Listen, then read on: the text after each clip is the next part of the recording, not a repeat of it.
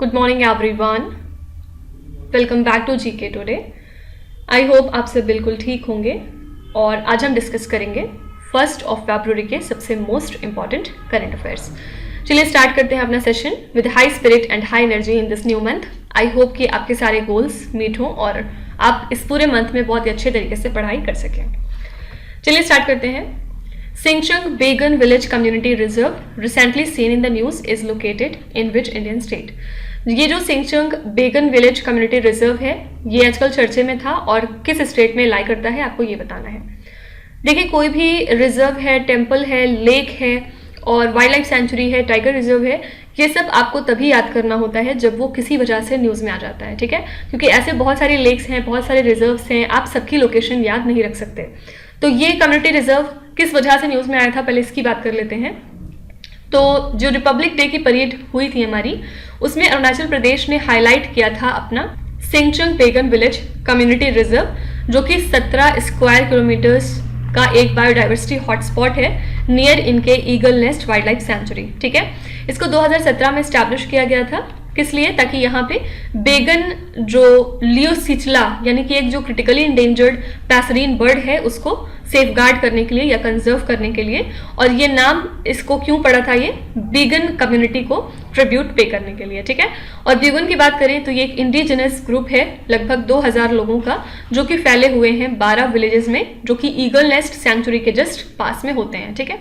तो ये जो कम्युनिटी रिजर्व है इनको इंट्रोड्यूस कराया गया इंडिया के वाइल्ड लाइफ प्रोटेक्शन एक्ट के थ्रू, और ये वाइटल बफर की तरह सर्व करते हैं, साथ ही एक कनेक्टर की तरह काम करते हैं और माइग्रेशन कॉरिडोर्स होते हैं between the national park and forest. इसकी हेल्प से बायोडाइवर्सिटी कंजर्वेशन जो है वो एंश्योर होता है, ठीक है। तो सिंगचंग बेगन विलेज कम्युनिटी रिजर्व जो है ये अरुणाचल प्रदेश में लाई करता है। क्योंकि ये न्यूज़ में था इसलिए इसकी लोकेशन याद रखना जरूरी है। चलिए नेक्स्ट स्लाइड में हम कुछ टाइगर रिजर्व्स एक बार रिवाइज कर लेते हैं जो पिछले दिनों न्यूज में थे। पहला है Anamalai tiger reserve which was recently seen in the news is located in which Indian state. Anamalai tiger reserve कहाँ पे है? Answer is Tamil Nadu. Recently, which tiger reserve has got the title of India's first dark sky park? India का पहला dark sky park बन चुका है पेंच tiger reserve. इसकी location अगर आपसे पूछेंगे तो ये ज्यादातर हिस्सा इसका मध्य प्रदेश में लाई करता है, लेकिन इसका कुछ हिस्सा महाराष्ट्र की बाउंड्री में भी होता है, ठीक है। तो अगर ऑप्शन में आपके पास मध्य प्रदेश महाराष्ट्र दोनों है तो आप दोनों को टिक करेंगे, बोथ 1 और 2 करके। अगर सिर्फ मध्य प्रदेश है तो आप मध्य प्रदेश को टिक करके आगे बढ़ जाएंगे। The Udanti Sita Nadi Tiger Reserve that was recently seen in the news is located in which Indian state? ये टाइगर रिजर्व है छत्तीसगढ़ में। Which state is set to launch the world's first melanistic tiger safari? दुनिया का सबसे पहला melanistic tiger safari जो है वो लॉन्च कर रहा है Orissa state. Parambiculam Tiger Reserve which was seen in the news is located in which Indian state? ये जो टाइगर रिजर्व है ये लाई करता है केरला स्टेट में। और लास्ट है according to Wildlife Protection Society of India which state led in tiger deaths in 2023। इनकी रिपोर्ट के मुताबिक जो महाराष्ट्र स्टेट है यहाँ पे सबसे ज्यादा टाइगर्स की डेथ देखी गई 2023 में, ठीक है। तो ये कुछ इंपॉर्टेंट टाइगर रिजर्व्स थे, इनकी लोकेशन आपको याद रखना लाजमी है क्योंकि ये सारे टाइगर रिजर्व्स किसी न किसी वजह से न्यूज में बने हुए थे। नेक्स्ट क्वेश्चन पे चलते हैं।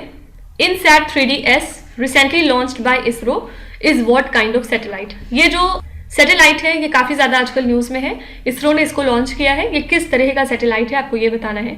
क्या ये एक जियो स्टेशनरी सैटेलाइट है या फिर मेट्रोलॉजिकल है या फिर कम्युनिकेशन है या फिर अर्थ को ऑब्जर्व करने के लिए अर्थ ऑब्जर्वेशन सैटेलाइट है? तो यहाँ पे आंसर है मेट्रोलॉजिकल सैटेलाइट, और इस पर्पज के लिए इसरो और IMD ने कोलैबोरेट किया है और ये पार्ट है इनके क्लाइमेट ऑब्जर्वेटरी सीरीज का, जिसकी हेल्प से क्लाइमेट सर्विसेज को इन्हांस करने की कोशिश कर रहे हैं, ठीक है। कौन सा व्हीकल है जो इसको डिप्लॉय करेगा? तो ये है GSLV F14, ये भी जरूर याद रखिएगा। ये जो व्हीकल है हमारा ये इसको डिप्लॉय करेगा। इसी के साथ इनसैट 3DS ज्वाइन कर लेगा जाके इनसैट 3D और इनसैट 3D-R को। फाइन, इसमें बहुत सारे इंप्रूवमेंट्स किए गए हैं जैसे कि night time imaging, accurate sea surface temperature estimation, higher spatial resolution वगैरह। और इसका जो पेलोड है उसमें एक मल्टी स्पेक्ट्रल इमेजर है, 19 चैनल साउंडर है, डेटा रिले ट्रांसपॉन्डर है, साथ ही सर्च एंड रेस्क्यू ट्रांसपॉन्डर भी मौजूद है, ठीक है। तो कुछ इंप्रूवमेंट के साथ जो है इनसैट 3DS को बनाया गया है और ये एक मेट्रोलॉजिकल सैटेलाइट है। क्या क्या क्वेश्चन इसमें से आपको पूछे जा सकते हैं कि इनसैट 3DS किस तरह का सैटेलाइट है? Answer is meteorological. INSAT 3DS को बनाने के लिए कौन से दो ऑर्गेनाइजेशन ने कोलैबोरेट किया? तो इसरो और IMD ने। और इनसैट 3DS को कौन सा व्हीकल है जो डिप्लॉय करेगा? तो आंसर इज GSLV F14। यहाँ पे हमारा कीवर्ड रहेगा सैटेलाइट, और अगली स्लाइड में हम कुछ सैटेलाइट रिलेटेड करंट अफेयर्स देखेंगे। Which middle eastern country recently launch the Mahda Kayhan 2 and Hatef 1 satellites as seen in the news? कौन सी मिडिल ईस्ट कंट्री है जो इन सैटेलाइट्स को लॉन्च कर रही है? आपको ये बताना है। तो हाल ही में ईरान ने 3 सैटेलाइट्स को लॉन्च किया है स्पेस के अंदर अपने सिमोर्ग रॉकेट का यूज करते हुए, ठीक है। मादा की बात करें तो ये एक 32 किलोग्राम का सैटेलाइट है।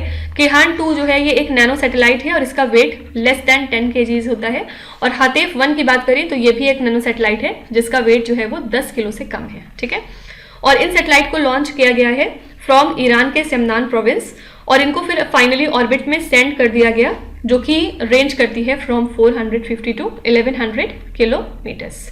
और इसकी वजह से जो वेस्टर्न कंट्रीज हैं वो काफ़ी ज़्यादा परेशान हैं और उन्होंने क्रिटिसाइज किया है ईरान के सैटेलाइट लॉन्चेस को, क्योंकि इनका मानना है कि इसकी चलते या इसी तरह ईरान जो है वो लॉन्ग रेंज बैलिस्टिक मिसाइल्स भी डेवलप कर सकता है, ठीक है।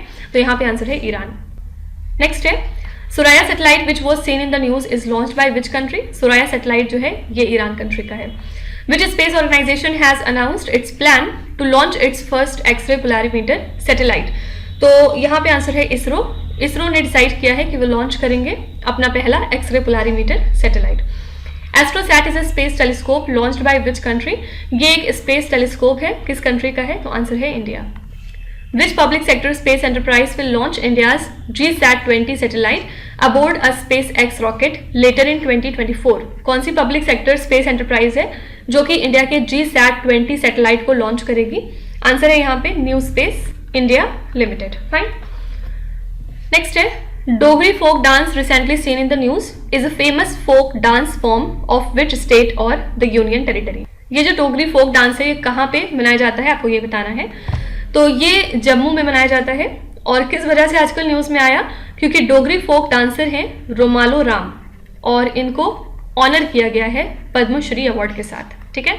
तो ये स्पेशलाइज करते हैं in the traditional Duggar region dance, जिसको आप डोगरी फोक डांस भी कहते हैं। और टिपिकली इस डांस फॉर्म को ग्रुप्स में परफॉर्म किया जाता है, जहाँ पे जो लीडर है वो गाना गाते हैं कुछ और डांस करते हैं, जबकि जो उनके और ग्रुप मेंबर्स हैं वो बीट्स प्रोवाइड करते हैं ड्रम्स के ऊपर या चिमटा के ऊपर सिटिंग पोजीशन में, ठीक है। तो इसमें मेन भी होते हैं, वुमेन भी होते हैं, और ये एक तरह का इनका तरीका है वर्शिप का, बेसिकली इनका कहने का मतलब ये है। और कुछ और डांस फॉर्म्स जो इस रीजन में मनाए जाते हैं उसमें एक बहुत इंपॉर्टेंट डांस फॉर्म आता है ढेकू, फिर इसके अलावा कौकी भी यहीं पे मनाया जाता है, फिर और है जागरण। ये सारे के सारे डांस फॉर्म्स जम्मू में ही मनाए जाते हैं। फाइन। तो डोगरी फोक डांस जो है आजकल चर्चे में था, ये एक फेमस फोक डांस फॉर्म है जम्मू का। चलिए कुछ डांसेस देख लेते हैं जो आजकल न्यूज में है।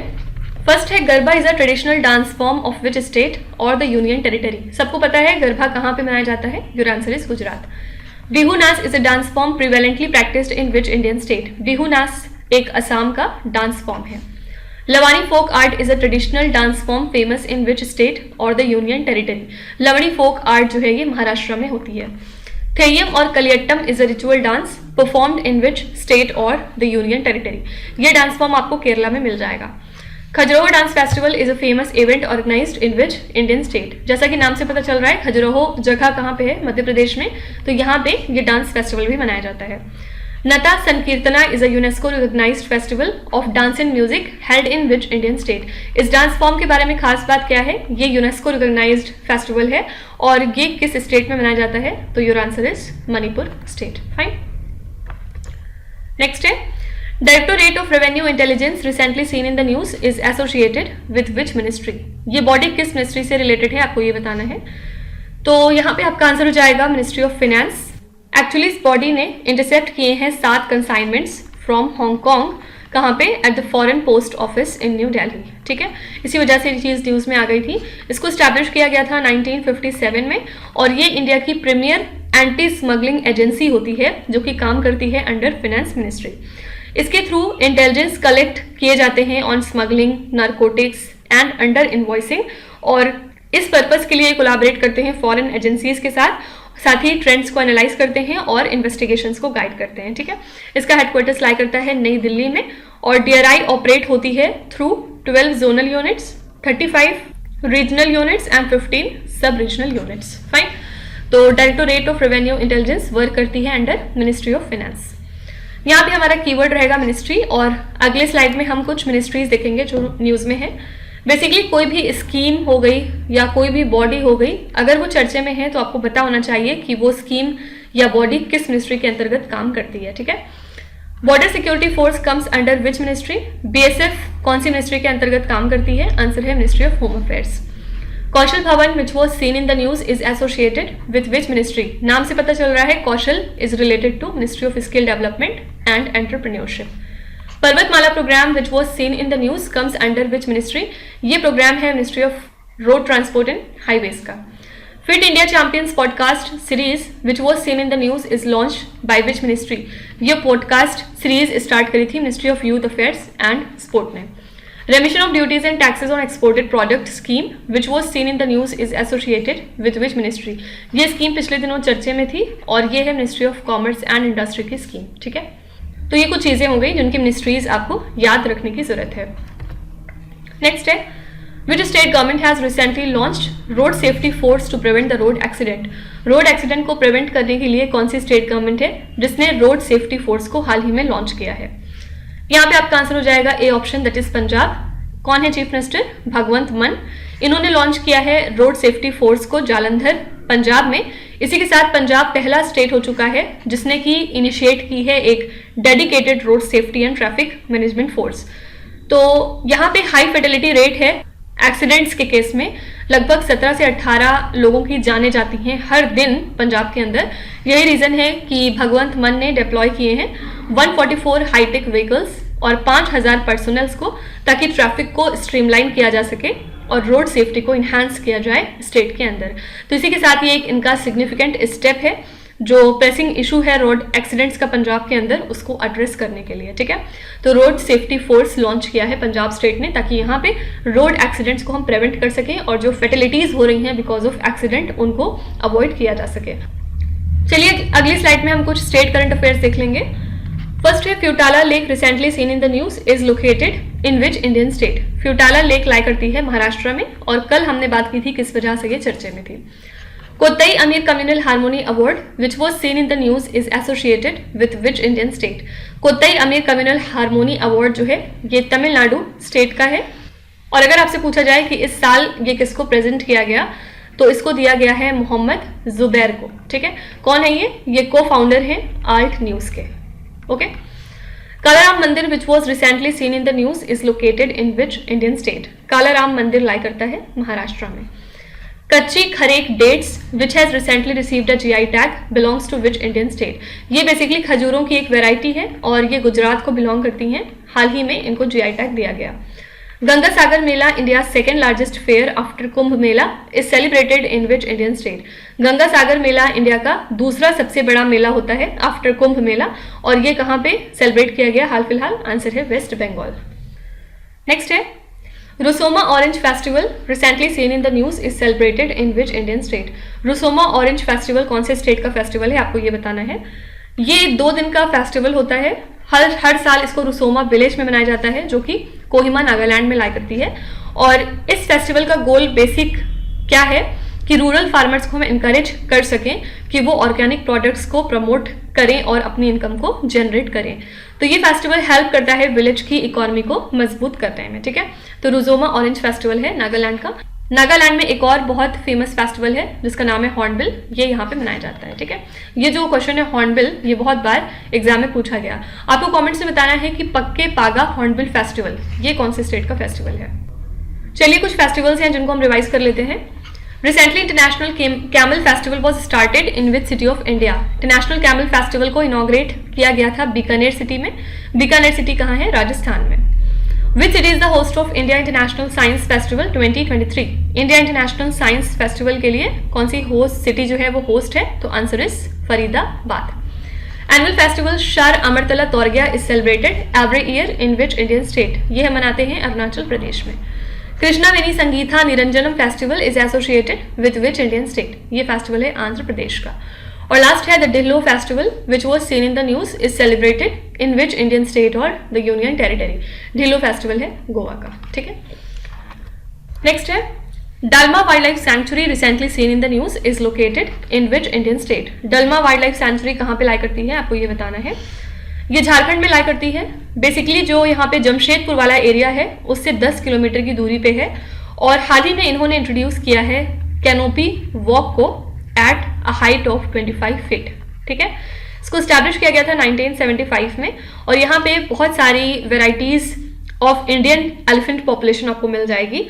साथ ही इसमें आपको ड्राई पेनिनसुलर साल वगैरह भी मिलेंगे, साथ ही कुछ डेसिडुअस फॉरेस्ट भी यहाँ पे मौजूद हैं और यहाँ पे सबसे ज्यादा आपको मेडिसिनल प्लांट्स मिल जाएंगे।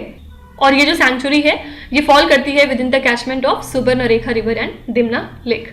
तो सिंपली इसकी लोकेशन बस याद रखिएगा कि डालमा वाइल्ड लाइफ सैंक्चुरी है झारखंड स्टेट में। चलिए अगली स्लाइड में हम कुछ वाइल्ड लाइफ सैंक्चुरीज एक बार रिवाइज कर लेते हैं। पहला क्वेश्चन है Sultanpur bird sanctuary recently seen in the news is located in which Indian state? Sultanpur bird sanctuary lie करती है हरियाणा में।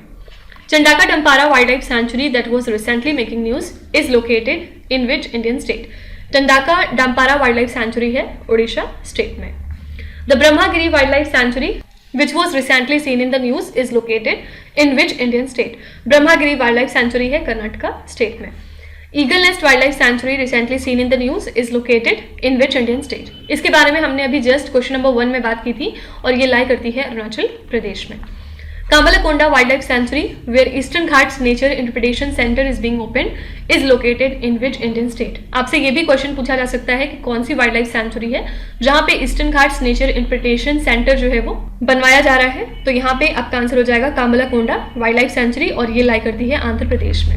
Madei wildlife sanctuary is located in which Indian state? Answer is Goa. ठीक है, तो आप देख रहे होंगे कि आपको वही वाइल्ड लाइफ सैंक्चुरीज याद रखनी है जो किसी न किसी वजह से न्यूज में आई थी। नेक्स्ट है where was National Conference on Strategic Trade Controls held? ये कॉन्फ्रेंस कहाँ पे हुई है आपको ये बताना है। तो आंसर है नई दिल्ली और इसको ऑर्गेनाइज किया था DGFT ने मिनिस्ट्री ऑफ एक्सटर्नल अफेयर्स के साथ मिलकर विज्ञान भवन नई दिल्ली में। इसका फोकस था इंडिया की स्ट्रेटेजिक ट्रेड कंट्रोल और साथ ही एक्सपोर्ट सिस्टम को एस्टैब्लिश करना या मजबूत करना। बेसिक एम है कि कंप्लायंस हम इंश्योर कर सकें with international best practices. Fine, तो 500 इंडस्ट्री रिप्रेजेंटेटिव्स ने यहाँ पे पार्टिसिपेट किया और रजिस्ट्रेशन जो है वो ओपन रहेगा इंटरेस्टेड स्टेक होल्डर्स के लिए वाया DGFT की वेबसाइट। तो यहाँ पे बस वेन्यू याद रखिएगा कि national Conference on Strategic Trade controls के लिए वेन्यू क्या था? आंसर है नई दिल्ली। अगली स्लाइड में हम कुछ वेन्यू या समिट एंड कॉन्फ्रेंसेज रिवाइज कर लेते हैं। Where was the 84th All India Presiding Officers Conference held? ये जो कॉन्फ्रेंस है कहाँ पे हुई है? तो your answer is Mumbai. Where was the 44th All India Criminology Conference of the National Forensic Science University held? जो 44 एडिशन था ऑल इंडिया क्रिमिनोलॉजी कॉन्फ्रेंस का ये हुआ है गांधीनगर में, गांधीनगर गुजरात में।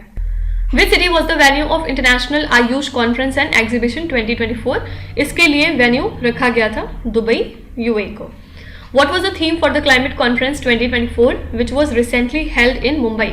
तो थीम क्या रखी गई क्लाइमेट कॉन्फ्रेंस 2024 के लिए जिसके लिए वेन्यू था मुंबई? इसके लिए हमने थीम रखी थी decoding the green transition for India. ठीक है, in which city was the all India conference of director generals and inspector generals of police held in 2024? ये कॉन्फ्रेंस कहाँ पे हुई? आंसर है जयपुर। ओके, नेक्स्ट है Deep Grace Ekka who recently announced her retirement is associated with which sport? Deep Grace Ekka ने हाल ही में अपना रिटायरमेंट अनाउंस किया है। कौन से स्पोर्ट से रिलेटेड है या कौन सा स्पोर्ट खेलती हैं आपको ये बताना है। तो Deep Grace Ekka former Indian women's hockey defender हैं, साथ ही पेनाल्टी कॉर्नर स्पेशलिस्ट हैं और सिर्फ ये 29 ईयर्स ओल्ड हैं। इन्होंने हाल ही में अपना रिटायरमेंट अनाउंस किया है फ्रॉम इंटरनेशनल हॉकी। ओवरऑल इन्होंने 268 मैचेस अब तक खेले हैं for the Indian women's hockey team, जिसमें कि 2 ओलंपिक्स भी आते हैं। ठीक है, तो ये की प्लेयर रही इंडिया के क्वालिफिकेशन में फॉर द 2016 रियो ओलंपिक, साथ ही की डिफेंडर है 2021 के टोक्यो ओलंपिक्स में भी, जहां पे इंडिया की रैंक थी 4th। ठीक है, तो डीप ग्रेस एक्का जो है ये हॉकी खेलती हैं और हाल ही में इन्होंने अपना रिटायरमेंट अनाउंस किया है। चलिए कुछ प्लेयर्स देख लेते हैं जो आजकल न्यूज़ में है या कुछ स्पोर्ट करंट अफेयर्स रिवाइज कर लेते हैं। पहला क्वेश्चन है, recently which player made history by hitting the fastest triple century in the first class cricket? कौन से प्लेयर हैं जिन्होंने हिस्ट्री क्रिएट की है by hitting the fastest triple century in the first class cricket? इनका नाम है Tanmay Agarwal.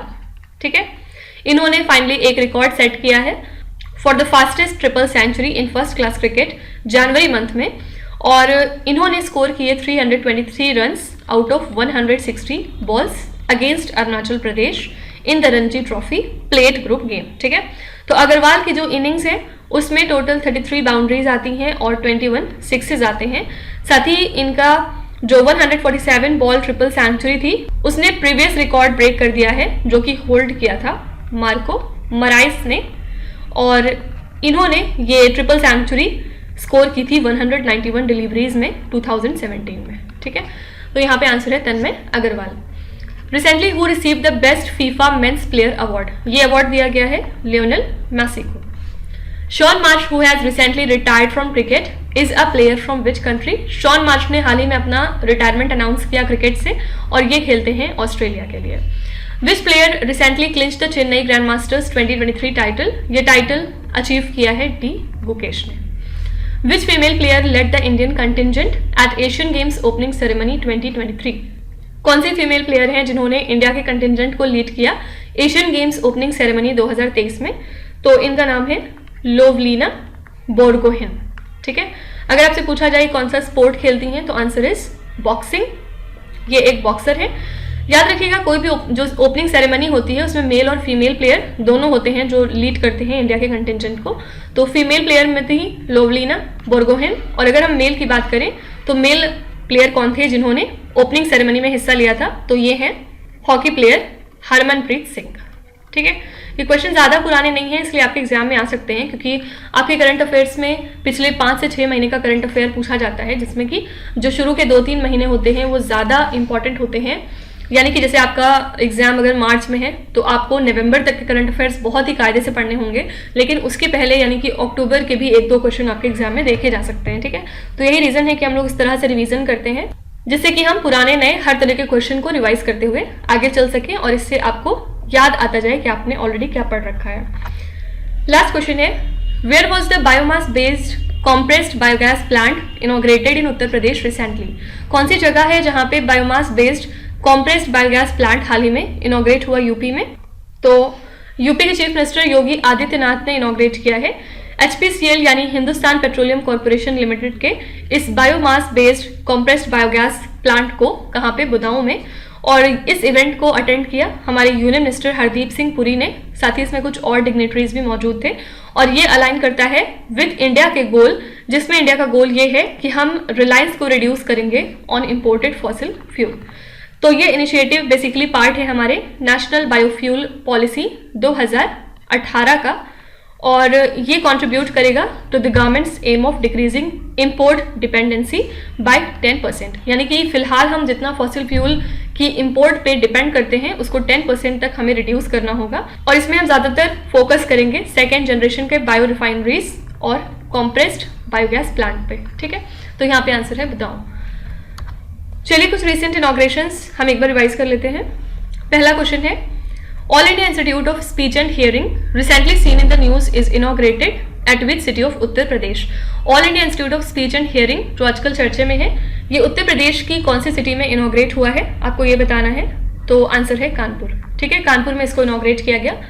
Recently union fisheries minister Purushottam Rupala inaugurated an artificial reef project in which Indian state? तो इन्होंने इनॉग्रेट किया एक artificial reef project Kerala state में। नेक्स्ट है, which city is the location of recently inaugurated India's first girls military school? India का जो पहला girls military school है ये कहाँ पे इनॉग्रेट हो चुका है ऑलरेडी? Answer is Vrindavan. ये क्वेश्चन एक्सट्रीमली इंपॉर्टेंट है। ठीक है, recently UP has inaugurated the state's first intra district helicopter service between which 2 district?